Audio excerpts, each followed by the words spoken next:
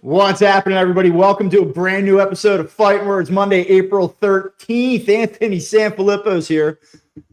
I'm Bob Wankel, and boy, Anthony, I'm ready for this show, man. I'll be honest with you. These early season shows are tough for me because, I know baseball. I know it's early. I know it's only April. I also know that the first 15 games of the season, they don't really matter, especially in a division where nobody's separating themselves in the early going. Phillies could sweep the Cubs this week. They could be 2 games over 500 after 18. You'd say, that's not bad. Bryce Harper's hitting a little bit.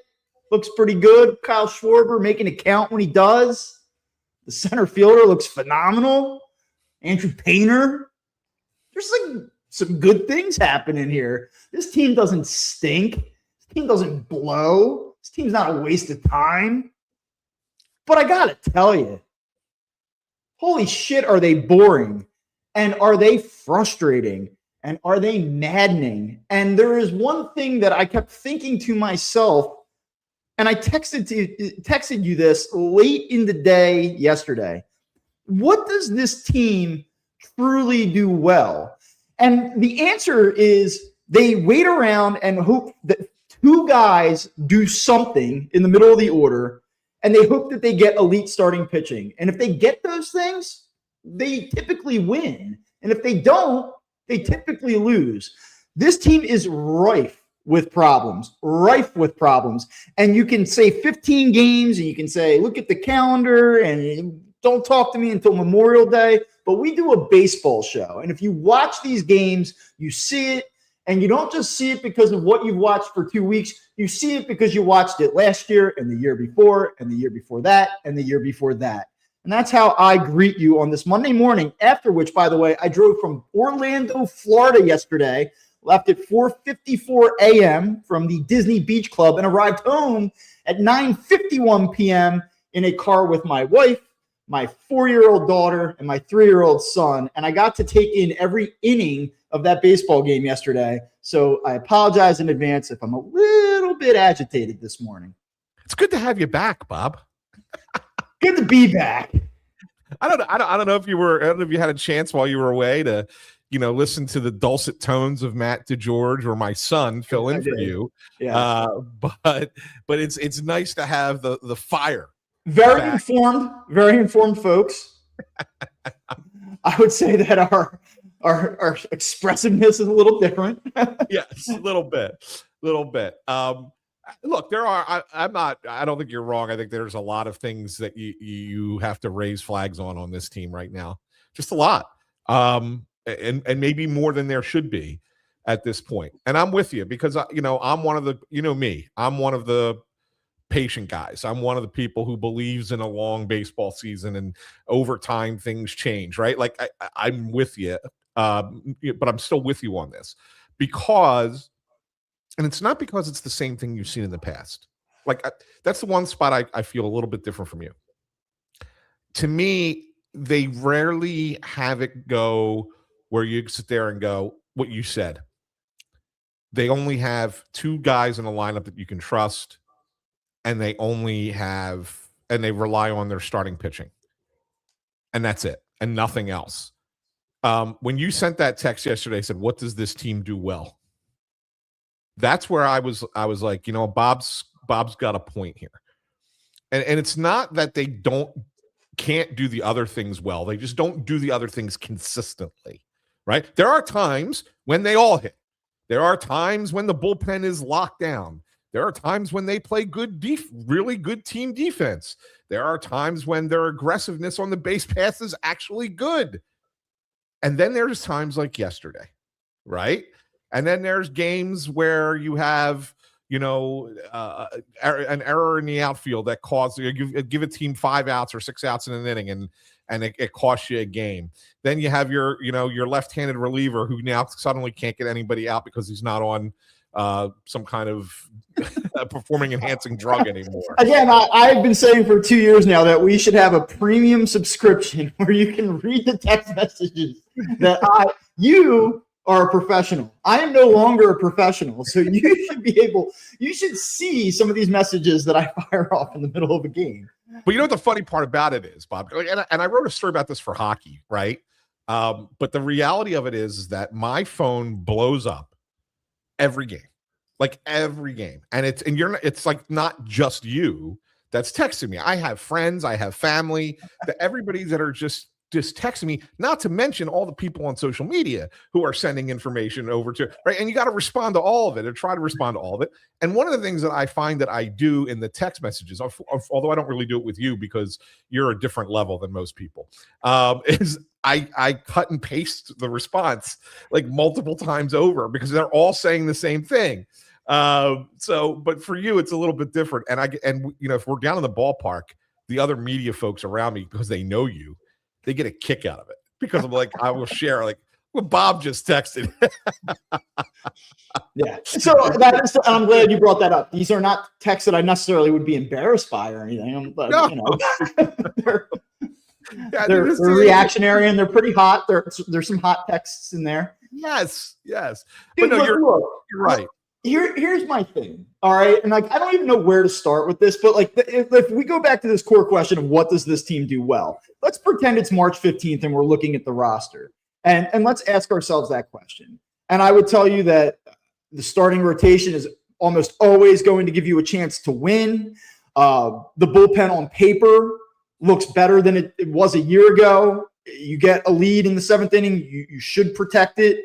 And just because they've had some hiccups in the early going doesn't mean that the remainder of the season it's going to be the same thing. You'd like to rely on the track record over the first 3 weeks of the season. So the pitching, you would say, is the team's strength. Then you look at the names and what the capability should be. Trey Turner won a batting title. Bryce Harper probably has a little bit more in the tank, and we're seeing that in the early going. Kyle Schwarber probably is going to trip into 40-plus home runs again. The speed between Turner and Crawford's an interesting dynamic. They have Stott. He's on base, yeah. There are things, right, that you look at and say, like, this team should win 92 games, which is what I picked them to win 4 weeks ago. But then you watch it play out, and it's easy to get frustrated. Like, I want to treat this show as a way to sort of vent a little bit while acknowledging that it's 15 games, while acknowledging that they're 3 or 4 wins consecutively away from tracking towards a 94-win season again. Like, we could meet on Friday and have an entirely different outlook of what the standings look like, where this team's headed, how we feel about it. But it's days like yesterday, and it's weeks like this past week that do create alarm. And I think you're kidding yourself if you're just going to run, and I'm not saying you're doing this, but I think you're kidding yourself if you just say, oh, well, it's baseball, ebbs and flows. I mean, Corey Seidman had it yesterday. You go back to last Sunday in the finale against the Rockies, and you track the entire week, San Francisco in this Arizona series, they scored 6 out of 62 innings. They scored 3 of the 27 innings this weekend. And, like, yeah, it's great that they put up crooked numbers when they did it, but, like, come on. Like, this team just has no offensive – they're not a relentless offense. They can get you at any time. They can punch in the throat at any time, and they can knock you out too. But they're not relentless. They don't consistently put pressure on opponents, and when they do, they have just atrocious at bats more often than not. They are right now, and I'll finish with this just to illustrate the point because there is some research in this. They are leaving per game 4.13 runners per game left in scoring position, which is the 4th most in all of baseball right now. And we saw it yesterday. They had chances to add on with runners on third and less than 2 outs yesterday. Bryson Stott, who we'll get to in a little bit, just god awful at bats. And Adolis Garcia, like a guy that I want to single out and talk about, just atrocious at bats. I know that there's bad base running on top of it, but come on, dude, you're in the middle of the order. Do a job. That's what you're here for. Yeah, no, you're right. And that was probably the most frustrating inning because you have first and third, nobody out, and you can't get anybody home.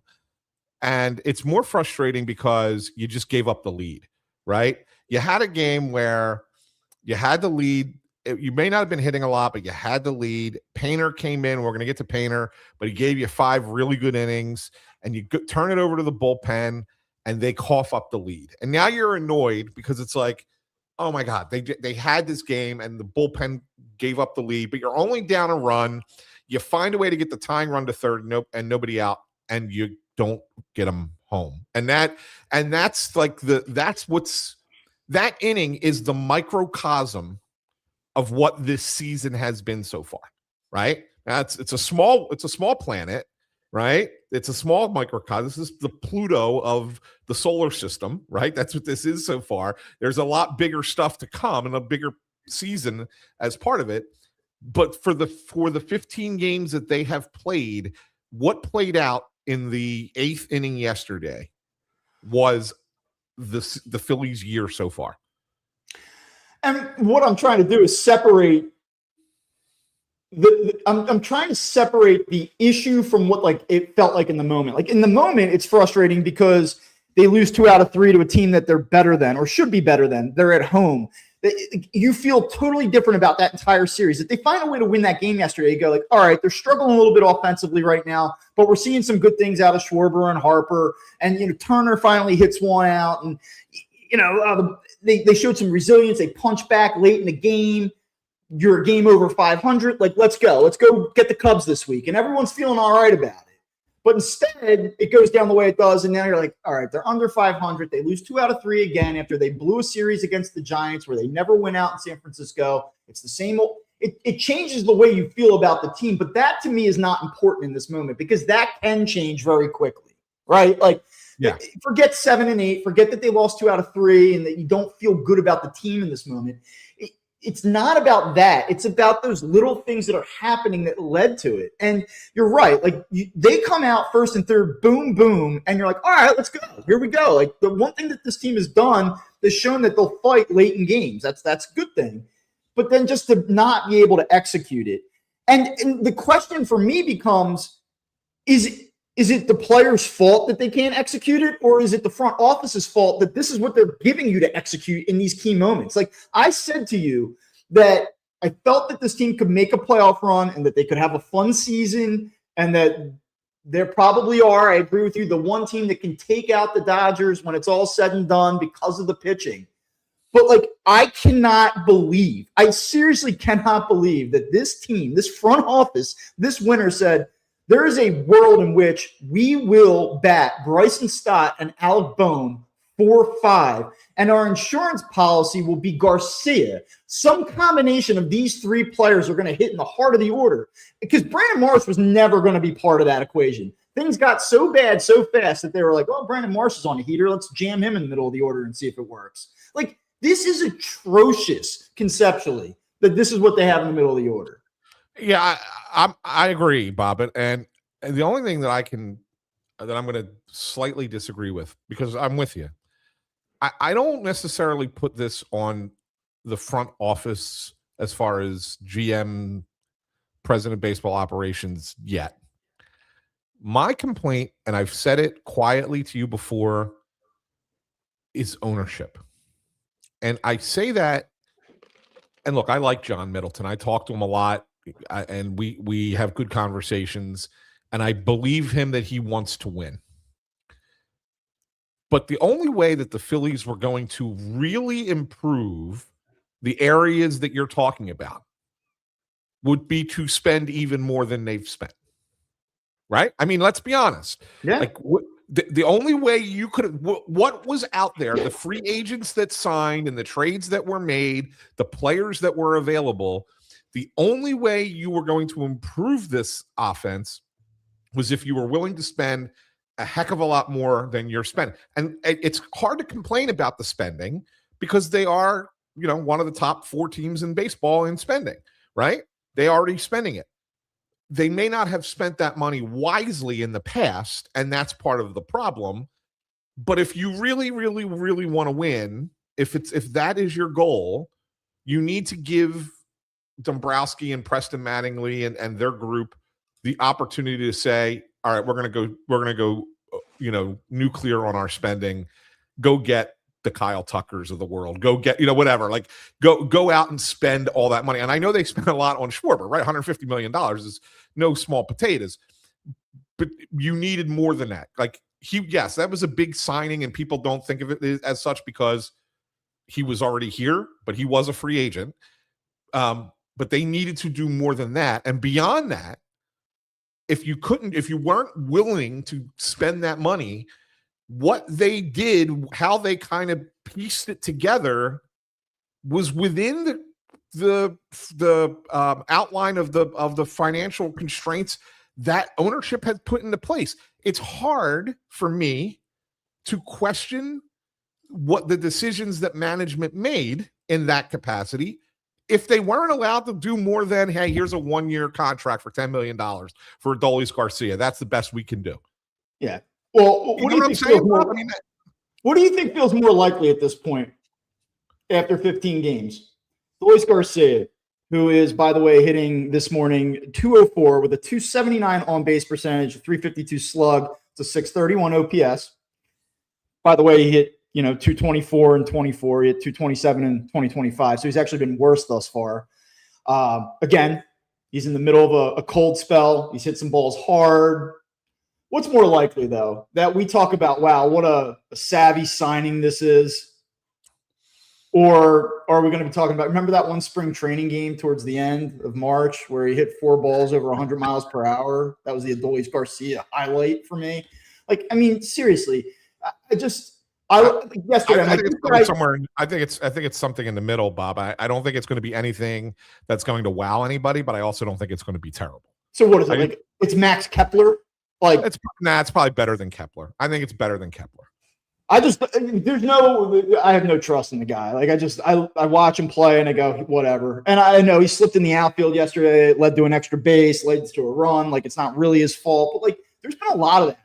There's been like a weird amount of that. For as much as we talk about this guy like he's the best defensive right fielder in baseball, which he's not. Like, there's always like he almost did it, but he didn't. Or if that would have, like, just do it then. Yeah. That's where I'm at with it.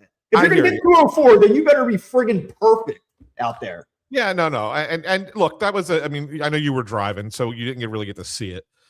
But that was a ball that he cuts off. It would have been an extra base hit if he doesn't get to it. He does a nice job getting to it. And as he's trying to stop himself, his cleat slides out from under him and he falls on his ass, right? I mean, so that's what ends up happening on that play. I won't criticize him on that play specifically. My worry has been that he would not be consistent enough doing the things that he did in spring training when he comes to the plate in games that matter, because leopards don't change their spots. Like, you're going to do what you always have done when you're 33 years old. And he's had some at bats where he's been really selective. Yes, he's had at bats where he's hit the ball hard. He's got a little bad luck where he's hit balls right at guys. But then he's had at bats where he's just chasing pitches, flailing at pitches. And then even the one yesterday that he pops up, it's like, my God, what are you swinging at? Like, why? Why are you swinging at that pitch? It doesn't make any sense. And of course, then Marsh has the base running mistake and gets doubled off and whatever. Fine. But that's the thing. Like, I don't even understand. I know, like, you're trying to keep out of a double play. Like, I'm not starting the runner there. Like, I just have so many problems with this team right now. Yeah. So the reason that they're doing it is they feel like if you hit the ball on the ground, you'll at least tie the game. Yeah. That's the only reason they're doing it. But it is 3-1, the count. Like, it's a hitter's count. They don't want to walk you. That's my problem. Yeah. It to me, it's there's nothing wrong with having that thought process going into the at bat, right? Like, going into the at bat, you're sitting there, okay, Garcia's walking up to the plate. All right, we got first and third.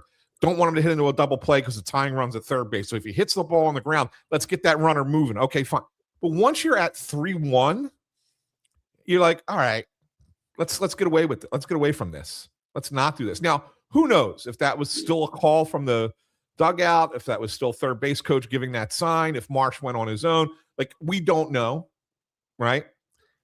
But yeah, like in that moment, you should not be going. Even still, it's not like Brandon Marsh slid into second base. As soon as that ball's hit in the air, Brandon Marsh has to turn and look, see where it's at. Look, yeah, this is or baseball 101. Listen to your coaches and get back to the bag, and he doesn't get doubled off. Not that so then you start to have questions about this stuff. Like that. That's obviously a blunder. You know, the mechanics of that are totally off. We'll talk about the Bryce Harper thing in a minute. But then this goes back to the question of accountability, right? This is one of the things that people love to talk about in this city. Like, oh, it's Sleepy Rob, and Rob doesn't hold anyone accountable. And like, how does that get addressed? Or does Rob say, well, Brandon, you know better than that? Like, can they even afford to do that? Like, can they afford to enact some type of punishment? Like, this is the thing, right? Like, I've been trying to find the right way to say this, and I've had a hard time articulating it. But like, when you look at some of the problems that this team has had over the course of time, and every year is different, but I think people are just so on edge and so to the brink of like these same like lackadaisical mental lapses, going through the motions, and then the way that you hear Rob talk after the game, it's like everyone's ready to rip their hair out, and Rob's like, well, you know, we can't do that. We know. Like, I just think that everyone is just so tired of this. This was the fear, I think, when you talk about this team in January. Like, teams go through ups and downs, but I just think that the tolerance and the willingness to accept the ebbs and flows of baseball, everyone's fed up. Like, we're all at a boiling point with this shit. Like, seriously. Like, yeah, I hear you, but that's what fans are supposed to be, right? Like Bob, here's the thing. Like, but here's the thing also, because I think you know this. I think you know that there are meetings that are held behind closed doors that are far more intense than what they put on camera, right? But here's the problem. There's no question. I certainly believe that over the course of time, Rob has chewed out players, and that there have been meetings, and there have been, what the hell are we doing? You got to be better. If you ever do that, like, it's not that I don't think that stuff occurs. It's just that nothing ever seems to change. Like, well, can I be annoyed? Can I be annoyed that this team looks so friggin' disinterested after 15 100%. games? Because like, if there were ever a team, like, I know that they won 95 games, 94, 96, 97 games, and they've gotten bounced from the playoffs, and we can all do this like call me in October stuff, but this team should have some edge. This team should be pissed off. This team should be dialed in. I feel like that this team, if Bryce Harper is sitting there saying like, I'm not elite, I'm about to show you, like, should everyone feed off of that and say like, let's go shut everyone up, show that we are still this team, that we're not too old, that it's not the same old crap. But instead, it looks exactly. You say it's not this. That these years are different. To me, it looks exactly the same. It looks exactly the same to me. With some promise in center field for the first time in 15 years. Yeah, there are a couple things that they've let rot too long. Third base is a problem. We'll get there because let's do the Harper thing first. But here's my thing about the Bryce Harper play. It was ridiculous. It was selfish. It was stupid. Yep. I'm with you. It was ridiculous. And then Kevin Stocker, to his credit, did you hear his call on the radio? No, I did not. I mean, he was like, okay, base hit up the middle. Watching it on White TV. takes a hard turnaround first, and he is out by 5 feet at second base. Like, that can't happen. He says it right away. And like, it's obvious, right? Like, let's bypass the obvious. What might not be so obvious, I'll give you an alternative spin to this. Someone's like, well, what the hell is he doing? I'm like, well, it's super selfish, and he's done this a million times, and we know that, and he was sniffing too, and he wants to pump the stats and all those things. I don't think it was that. You know what I think it was? I think he knows that this offense utterly blows, and what's hitting behind him is completely inept. And he said, I'm going to try to make something happen here. A little bit for myself, but a little bit because nothing else is going on. Nothing else is happening. Let me roll the dice. I still think it's idiotic. It's super, super selfish. And for as much as like that hustle play, if it pays off, can fire the team up and ignite the team, it can also do the exact opposite. A play like that is totally deflating to the other 26 guys in the dugout. That play happens. You think anyone's saying like, hell yeah, Bryce, I like the hustle. No, they're all looking at each other going, okay, that's Bryce. Yeah. Yeah, no, you're right. There's no defending that play. And I didn't like his answer when he was asked about it either.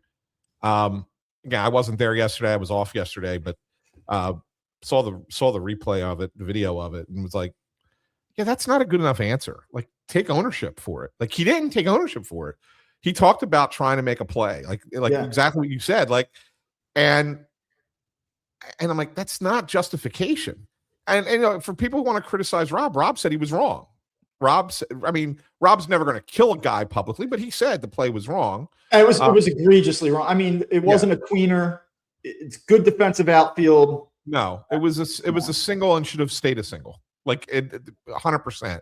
Now, I know a lot of people are criticizing him for the other base running play. As we point out, as Noah Mellons points out, Bryce made 2 boneheaded base running errors for a 13-year veteran. The other one is not. And do you know why it was not a base running mistake on the other one? Go ahead. First and third, ground ball, and he gets caught in the rundown. Yeah.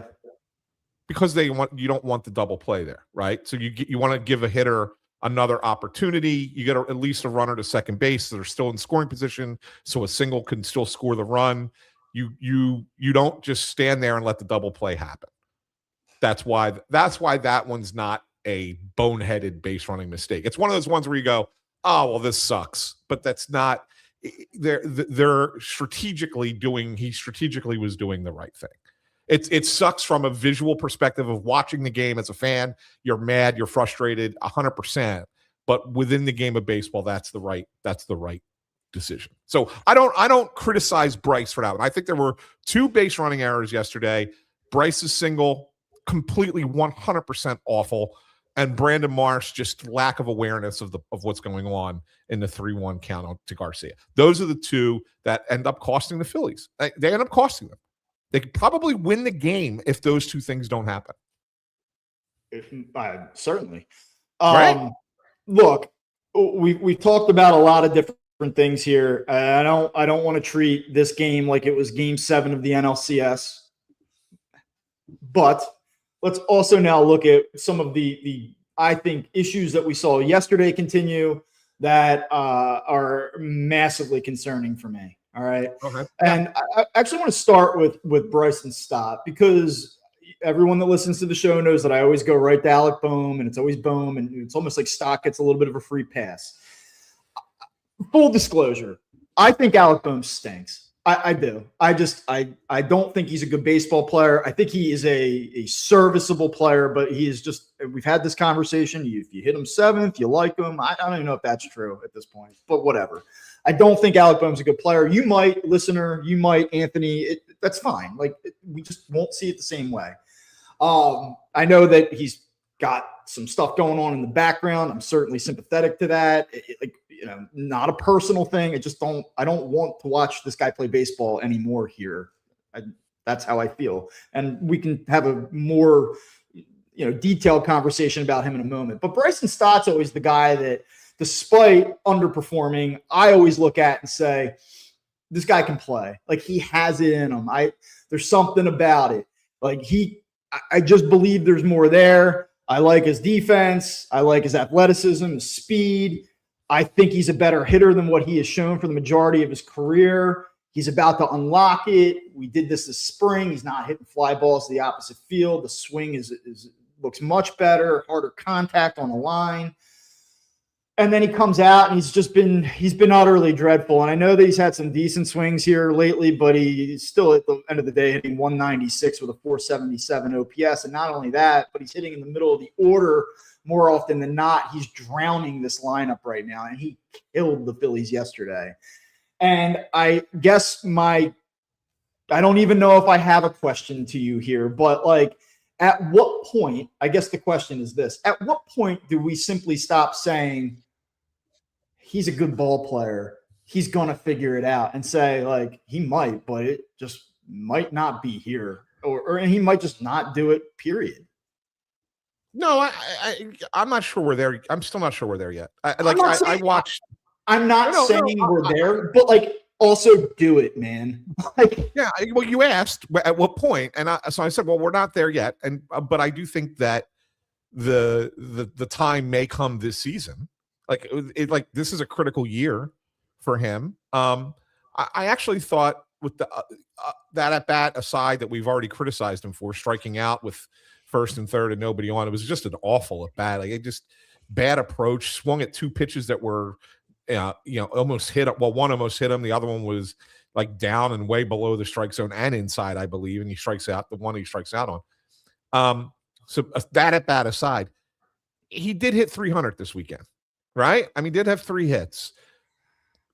Hit the ball a little hard. He had a nice, couple. He almost hit a home run that just missed the foul pole. Like there were a few things that you looked at and said, okay, those were better at bats. Last one aside. And the one thing I've always liked about Bryson Stott, even when he struggles, is he doesn't let the offensive errors and the offensive mistakes and the offensive struggles impact his defensive play.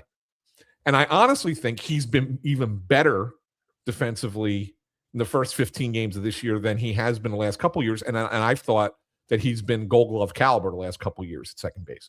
So I look at Bryson Stott and say, I've been underwhelmed on the whole, but I do see little things that maybe he's going to come out of it again. And if he gets back to what he was doing at the second half of last year, I think everybody's happy. So I'm not ready to go down that, but I'm completely with you on that at bat yesterday. Awful.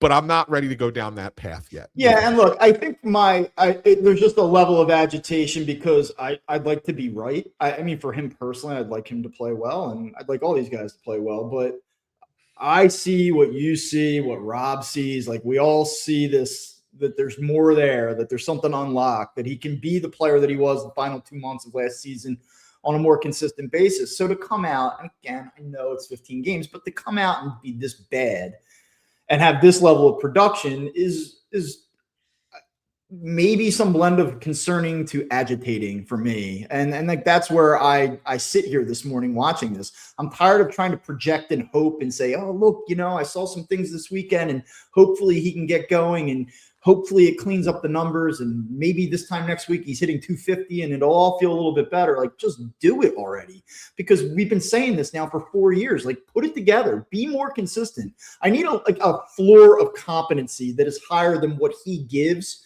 when things aren't going well. And like that's my big problem here. And it's compounded by the fact that they're asking him to hit in the middle of the order, which he's not a middle of the order hitter, but this offense is so thin. I won't say weak, but so thin that this is where we're at on April 13th. This guy, it's insane that this guy is taking the majority of his bats in 5-hole this year.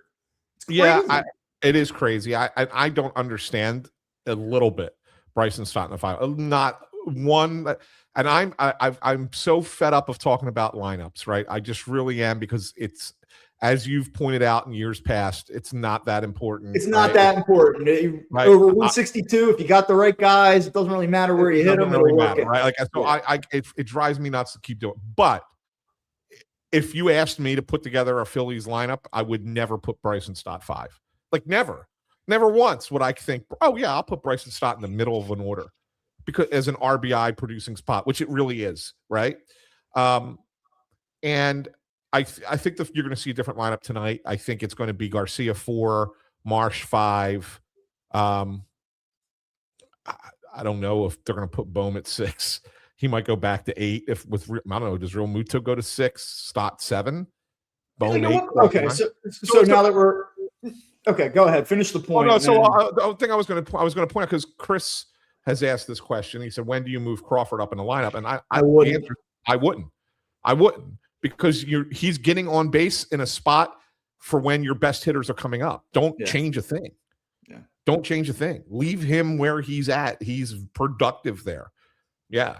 Until you have a team where he can bat at the top of the lineup and not have too many lefties up there altogether, until you have something else, you leave him where he's at because he's doing great things for you in that spot, right? So you're not moving Crawford. So it's like it's 4 through 8. That's the problem in the lineup. And I think they're gonna go Garcia, Marsh, Real Muto, Stott, Bohm. Or the other thing I think is coming, Bob, and I wrote this the other day because I want to get to Alec Bohm. I wrote this yesterday morning, and we published it. I wrote it on Saturday, but published it yesterday morning. They moved Bohm down to the 8th spot on Saturday and went 0 for 4. Now he was hit 7th yesterday, but that's because Marchand was in the lineup and not Real Muto. Every time Rob Thompson has had a hitter that he felt has been struggling and moved them down to the 8 hole in the lineup, they've responded. So much so that it's happened since 2022. I did the research. It happened 54 times, 54 games. And those hitters in those 54 games hit 303 with an 823 OPS out of the 8 hole. Right? So it's some success. Alec Bohm, it's happened to him twice, most recently last year, actually for 23 games last year. And when he was in the 8 hole last year, he hit 326 with an 842 OPS, right? So like he had hit the best part of him last year. It wasn't a very good year for him last year, but the very best part of Alec Bohm last year was batting 8th in the lineup. Okay, fine. He goes 0 for 4 batting 8th. Then he doesn't hit again yesterday, hitting 7th. I don't necessarily think he's going to be given a long opportunity at the bottom of the lineup. I think they're going to turn it to Edmundo Sosa, and I think they're going to do it as soon as this Cubs series. I think you're going to see Bohm get a couple games off. Might not be tonight, but maybe it is tonight. Maybe because I guess Imanaga pitches Wednesday, right? So I would say maybe he's off tonight and tomorrow, and then he plays back again Wednesday against a lefty. I think you're going to see Edmundo Sosa in the lineup. He has not had a hit since last Monday. I mean, he was hitless in the series. He was 0 for 11, I believe, against Arizona. I know he had an 0 for 4 on Wednesday in the finale against the Giants. Again, I'll go back to what I said. This floor of competency, he has been so bad, and like people point to, he has 8 runs batted in. He's on pace for 86 runs batted in. That's with Bryce Harper getting on base in front of him. That's with Crawford getting on base like crazy. He's had opportunities. The point being, there's been plenty of opportunities. He's knocked in 1 run in his last 7 games. He had a 3-run homer on opening day. Like, I don't care about the 8 RBI and what it projects to over 162 games. I mean, we're at a point again, like where he's played 14 games this year. He has 2 extra base hits. He's not an impact bat. He doesn't walk enough. He's on pace to walk 54 times this year. It's the same conversation. If he gets things going, it's going to turn into slap hits to right field where he's hitting 274 with 0 power, doesn't walk enough. It's the same conversation again and again and again. And I don't even know if he's going to get back to that at this point. I'm just over this experiment. I cannot believe there's got to be people. In fact, I know there has to be just people within the Phillies organization that can't believe that this is what they're doing again, right? So I talked about this a little bit with Anthony on Friday, and I didn't have a chance to really talk about it with you, so I'll bring it back up again. So they had your plan A in the offseason. Look, Aiden Miller and plan A was Bo Bichette, sure. Right? So we all know, I know there were rumors after 24 that they were going to trade Alec Bohm, right? We heard about it. We didn't think he was going to be. We talked about it on the show. Didn't think he was going to be back, but then he was back. I guess they didn't get the interest that they thought they were going to get, or the value of return that they thought should get on Bohm. So they came back with him last year. Okay, fine. Well, it was crystal clear to absolutely everyone that they were moving on from Alec Bohm with Bo Bichette. Crystal clear. That was going to be their third baseman this year. And then Bichette used the Phillies to go milk $45 million out of the Mets. Okay? Leaving the Phillies holding the bag. So plan B was, we'll use Bohm for a little while and then Aiden Miller will come up and play. Except Aiden Miller's got this chronic back issue and he's not going to be ready to play baseball for a while. Yeah, it doesn't look good. That Gelb story over the weekend does not paint a pretty picture about his timeline. Yeah. So that was their plan B. Well, that got blown up. So plan C is, Alec, you either hit or we go to Edmundo Sosa. And so now you sit there and say, Bob, do you figure it as you have two platoons now in the infield? Like you could potentially go Sosa, Bohm in some capacity, Dylan Moore, Stott, like those two positions kind of rotating those four guys. Not that Dylan Moore is anything exciting. He's just a different guy, right? Do you go with those four guys until the deadline and that's the position you upgrade and not the outfield? You know what I'm saying? Like all very appetizing scenario. It's not an appetizer. It's not appetizing at all. It's it's cold leftovers, from the night before that you can't heat up. Like it's not exciting, but that might be the thing that they're going to have to do. Like they may need a third baseman come July at the trade deadline. I don't know who that's going to be, who would be available. We're nowhere close to that at this point. But I think that might be the direction that they're going to look at. Well, I think you have to consider it. And just to put some nuance into my rant, like let's forget this season and say, like, look, small sample size, right? Love always saying small sample size before making points in April. But you go back to July 1st, 2024. He got off to a good start in 2024. Yeah. He was productive, a lot of extra base hits. It was an all-star. Knocking in run. I mean, it was good. It was the best stretch of his career. But since July 1st of 2024, he has had 819 plate appearances. He has a 6.2% walk rate. Not very good.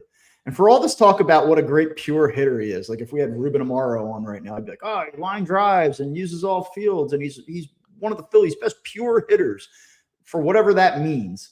Well, he's hitting 266 over those 819 plate appearances. It's not like the guy's a 320 hitter with no power. He's not having like the Justin Crawford season right now. Like he's a 266 hitter over the last 2 years. And here's the other thing, Bob. Do you know so far this season, in 15 games, he's not pulled a ball in the air once? Like you think a guy that size, with all the data that is available to hitters in 2026, that there would be some correction that would say, like, let's go lift or bust. Like, let's just change the entire thing and see if we can make this work. His on base percentage. I mean, his on base percentage in that time, right? Like I just keep going here. 316 on base percentage is 800 plus. Not great. It's average. It's mediocre. It's league average. It's that comes out to a 707 OPS. He's slugging 391 in the same time span. So there's been 18 qualified third basemen going back to that point who have had at least 800 plate appearances, and of those 18, his OPS ranks 13th. He's ahead of guys like Nolan Arenado, the corpse of Nolan Arenado at this point. Yeah. I just don't know, like, anybody that like looks at him and says, "Oh, I see something you don't," or like, "He's really a good ball player. Stop picking on him." Like, no, he's not. He's just not. Sorry. Yeah, and the thing, Bob, I asked Rob about Bohm on Friday. I asked him about him, and the first thing he referenced, he's got to get back to being himself, and then he starts talking about the group, the entire team, and he said, "Well, we had." Too many pull side ground balls. We had 11 pull side ground balls. Well, I asked you about Alec Bohm. Why are you bringing that up as a team stat? Because that's the first thing that comes to mind when you think of Alec Bohm. Too many pull side ground balls, right? Yep. He's not using the field. He's not driving the ball. He's not pulling it to, in the air to left field, where that's where his power would be if he had any. Like, they need him to do those things, and he's just not doing them. And I'll just get out ahead of this. I think that there's probably a reset. I agree with you that's forthcoming. They'll get him back into the lineup. I'm sure that he will have a week where he heats up the way that he heats up. Yeah.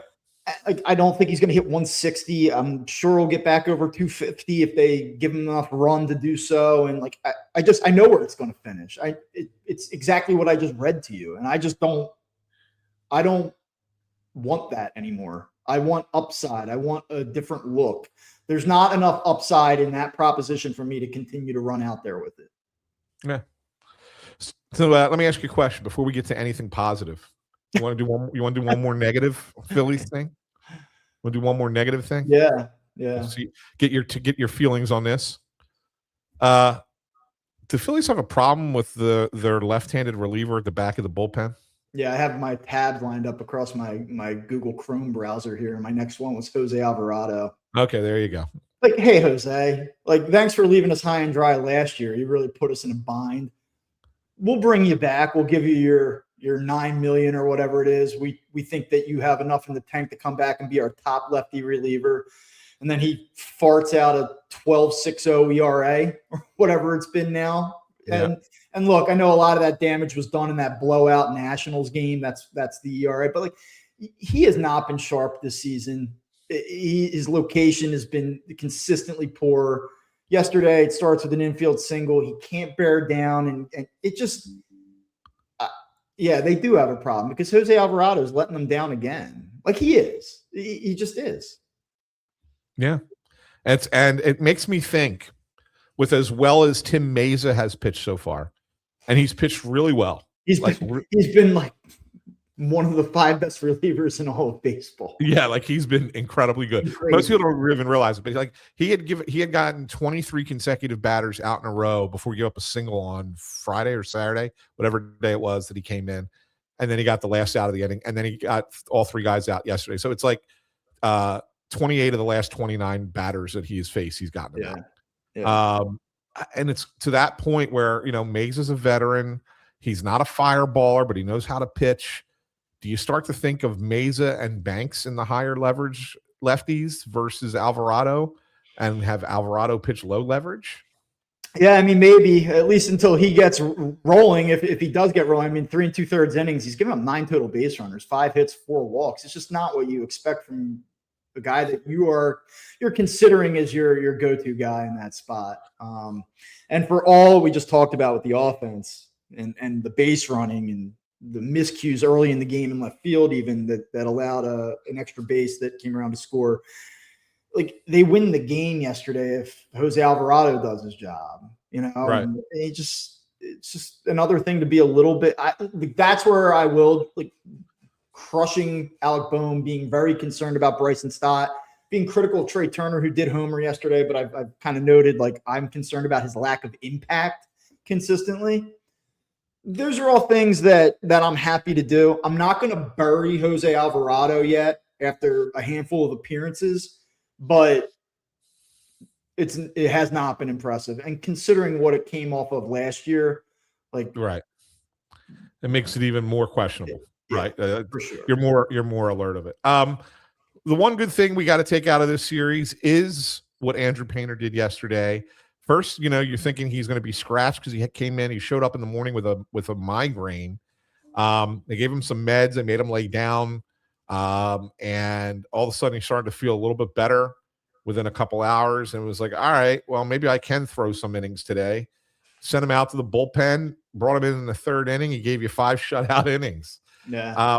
That shows you a little something about Andrew Painter, I think, right? Like, I mean, a little moxie. And I think more than anything else, he pitched well. That's great. But just to overcome not feeling and say, he could just as easily have taken the day off, said, screw it, I'm not pitching. Actually, I'll give the Phillies some credit for this, like allowing it to happen and not being like overly cautious. Like, no, we're going to put you back. We'll see you Tuesday. We'll rework things. Like, they said, no, let's do it. And paid off in a win. Yeah, but he looked really good. But it showed he was awesome. I mean, I was able to watch the game, and he was excellent. And I agree, it does say something about him. And I think it's fair to be excited about him. I know I did not see the game against San Francisco. Full disclosure, I had asked you about it. Went back and looked at some of the highlights and stuff, and I was just like, whatever. Like, I don't think that we're going to just be consistently excellent here. But what he showed yesterday, I mean, just there's a lot of life The secondary stuff has been impressive. He obviously pitches with balls. Like, there's a lot to be excited about there. Yeah. I've been impressed so far. Like you said, the Giants game was mediocre. It wasn't terrible, but it wasn't great. It was just kind of a meh game. But I've been impressed by Painter and his starts so far. Like, I really have. And yesterday, considering the circumstances, was the most impressive thing for me. Like, he could have said no. He could have just said, I know how it is when I get migraines. I just need a day. Like it could have been that. But what was the message I sent to you? What I call him, Joel Painter? I know. And then he became a hockey player instead of Joel. He scratched with what, a migraine? And migraines are no joke. I'm not like, I'm like, but highly touted guy, 3-year wait. Weird injuries, like I'm like, this isn't good now. So we, fortunately didn't get to use that one, but I mean, look, it's been super positive, and I've been overall the starting rotation. I think there's been some hiccups here, but Jesus Luzardo, I mean, I'm not ready to have the conversation yet, but like, I need a little bit more out of you. He's been awesome for 92% of his innings, but when he has not been awesome, it's been a disaster. But I think overall, the reason why I'm not like this thing is totally off the rails, or I'm not panicking per se, is because I think the starting pitching has shown what it can be and what I think it ultimately will be. Yeah, for sure. That said, quickly, Zach Wheeler, a little bit of a question about the velocity here as he's ramping back up, and he's touching 94, but was sitting, I think, 92.7 the other night, or 92.9 the other night, which is obviously not where you're accustomed to seeing him. Do you have concern that he's not really going to get back to the consistent velocity that we've seen in the past? And if it sits 93, 94, how much is he going to have to reinvent himself to be effective? I don't think it's going to be that low. I don't think he's going to get back to being 97. Mm-hmm. The one thing I can tell you is, you look at him, he's really thin. He's got to put weight back on. I think once he puts some weight back on, and then you add in the adrenaline that comes when you pitch at the major league level versus pitching in rehab assignments, I think he could probably get back to 95, 96 with regularity. And I think if you're there, you're okay. I think if his velocity does not get there, then he's going to have to reinvent himself a little bit. Do you expect in this moment like that he will look like Zach Wheeler or some semblance of Zach Wheeler, or do you think that we should maybe reconfigure our expectations of what this might look like this season? I can't say for certain yet. I like to believe, knowing the way Wheeler is as a competitor, that he can get back to being that guy. But there's no way. I mean, it's a very rare, situation that that he's coming back from, and you just don't know how the body responds. Like, the mind might want to do one thing, and the body might say, "No, sorry, I can't do that." Right? Yeah. So like, I don't want to. I don't want to say 100% yes, but I also don't want to say no either, knowing the guy and knowing the kind of competitor he is. So I think it's just a wait and see kind of thing, Bob. But it sounds like, he'll be back when the Phillies go to Atlanta, which is the end of next week. So we're about a week and a half away from Zach Wheeler returning. 2 more minor league starts for Reading, because Lehigh Valley's out in St. Paul, Minnesota. They weren't going to send him all the way the hell out there. So 2 starts at AA, and then he'll be back. So all right, listen, I know we got to wrap this, so I just want to do one last thing really, really, really quickly. If I say the numbers 6 and 10, what does that mean to you? Does that mean anything? Not yet. Okay. So 6 and 10 would be the worst record in Major League Baseball at this point. Okay. And while it's not a great record, but usually you have teams that are worse than that at this point. Who is that? It's multiple teams. It's multiple teams. It's the Giants and the Rockies are both 6 and 10. The White Sox are 6 and 10, and the Houston Astros are 6 and 10. They are the worst records in baseball.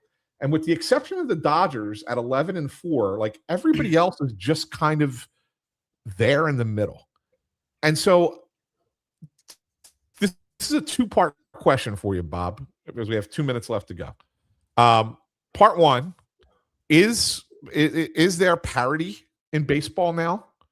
And the second part of the question is, if the answer is yes, how good is that for the Players Association going into the offseason when the ownership wants to set a salary cap, especially if you have some smaller market teams competing with the big boys? Yeah, look, I mean, it's a good question. I think one of the things I would note is, what point do you start to look at these numbers? Because I think it's too early. I think it's Okay. way too early to say we're there.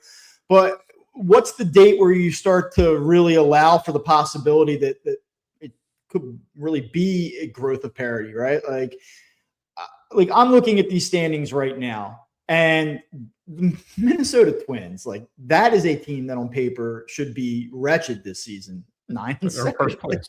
And in first place, right? I think that there's a lot of things happen. Like the A's, I am not a big believer in, but like so the A's just went to New York. I know, and swept the Mets, and they've won 5 games and won 2 out of 3 against the Yankees, right? Yeah. Like, yeah. There's just a number of teams like across the board that I'm looking at, and I'm like, I just don't see it. Like, I think that we're talking about teams that are probably headed for 65 to 72 win seasons that are a game above 500 right now. So I would let the dust settle. But like, if in a month from now we're sitting here and looking at standings bunched up like this, like, well, then I think you start to have that conversation. Yeah. I mean, like, look, one thing that I will say is I've watched more of the league this season. Like in the past, like especially covering the Phillies, I have not had the opportunity to really take in the rest of the sport. It's like, it's the Phillies, and it's the Phillies at all times. I have not been, and like what you see when you look at the standings is exactly what I've seen when I've watched. Like, I'm not impressed by much so far.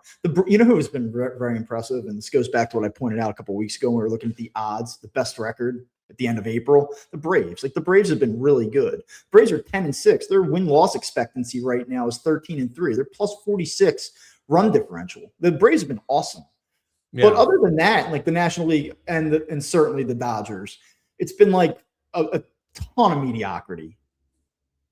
And I think that there's a lot of teams in the American League that are just overperforming right now, and that'll shake out in time. But I mean, right now, there's really not a lot that just jumps off the page at you through a 10th of the season. Yeah, no, I know it really has been kind of mediocre so far. But all right, listen, I got to run. I got to hop into a new meeting for work. So we will wrap it here. By the way, just real quick, they'll win 2 out of 3 against the Cubs. I picked 2 out of just because of the pitching matchups. I like the starting pitching matchups this week. That's why I'm going 2 out of 3 for the Phils against the Cubs. Thanks for tuning in to this week's episode of Phightin Words. You got sweep. Yeah, after I just crushed them for an hour. Yeah, that's what the Phillies are going to do. They'll be 10-8 going into the weekend. That would be something. Be something. So don't forget, you can subscribe to Phightin Words on Apple Podcasts, Spotify, Amazon Music, Pandora, wherever you get your podcast. Best place right here on YouTube. Don't forget, click that thumbs up, ring the bell. You'll get an alert every time Bob and I go live, so you can join us and not miss a show. And if you're listening in the podcast feed, thanks for listening. And if you want to find us on YouTube, it's youtube.com/@Phightin Words with the PH. For Bob Wankel, I'm Anthony Sanfilippo saying thanks for tuning in, everyone. We will talk to you again on Friday.